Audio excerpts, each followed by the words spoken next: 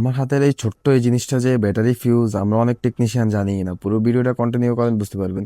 আসসালামু আলাইকুম রহমতুল্লাহ।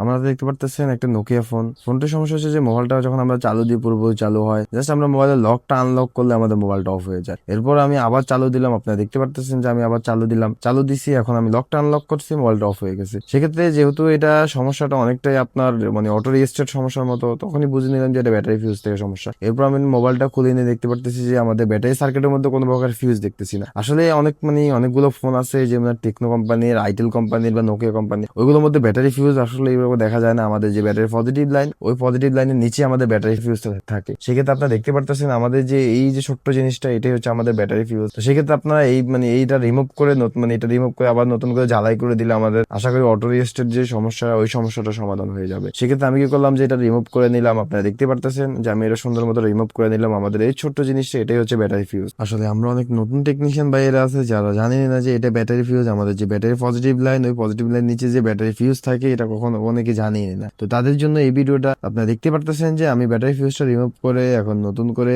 আপনার ঝালাই করে নিলাম। এখন আমি মোবাইলটা ফিটিং করে দেখবো যে আমাদের যে সমস্যাটা সমাধান হয় কিনা। আপনারা দেখতে পারতেছেন যে আমি মোবাইলটা এখন ফিটিং করে মোবাইলটা চালু দিলাম, মোবাইলটা আনলক করলাম, এখন আমাদের মোবাইলটা টোটালি অফ হইতেছে না। তো প্রতিনিয়ত এরকম মোবাইল রিপেয়ারিং এর ভিডিও পেতে আমার পেজটা ফলো এবং আমার ইউটিউব চ্যানেলটা সাবস্ক্রাইব করে আমার পাশেই থাকবেন। আল্লাহ হাফেজ।